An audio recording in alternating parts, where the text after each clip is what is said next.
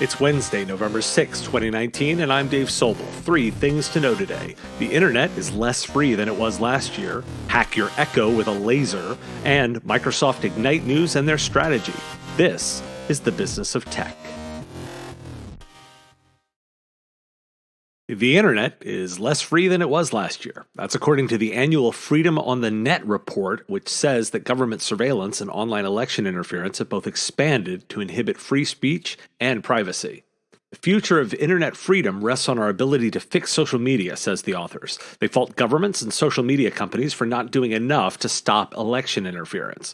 Also at fault, those who practice digital surveillance, which the authors say operate with little oversight or accountability. Here in the US, the internet scored 77 on a scale of 0, not free, to 100, free.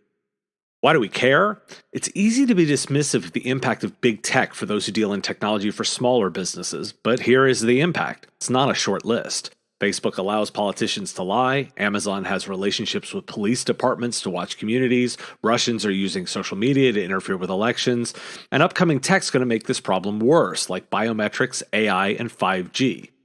But this is a solvable problem. Specifically, there's recommendations on what the private sector can do, like develop rapid response teams to address cybersecurity and disinformation incidents, ensure political ads are transparent and adhere to content standards, improve information sharing among social media companies, and the most notable two, grant users control over their information and ensure it's not being misused, and train technologists and engineers on human rights implications of the products they're building and on international best practices for preventing their abuse. Those last two are the most obvious solution provider opportunity. They practically have blinking neon signs above them. This is about how the alignment of doing the right thing and doing the profitable thing are coming together, as there is tons of opportunity here, and it's the right thing to do.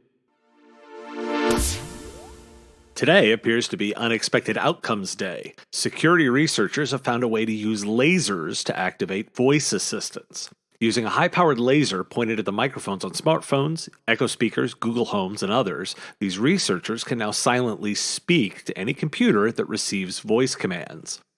This means that anything that acts on sound commands will also act on light commands. Infrared lasers are invisible to the human eye, and they work too.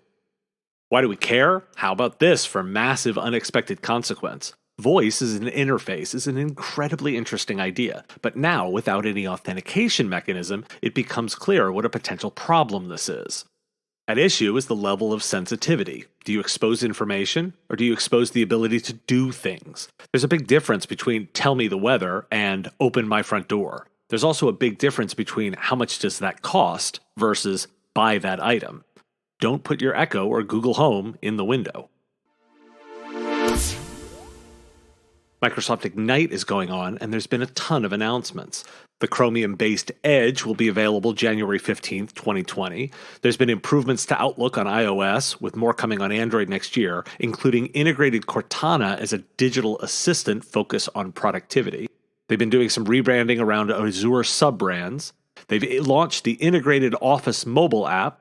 MSDN and the TechNet forums are going to be replaced by Microsoft Q&A.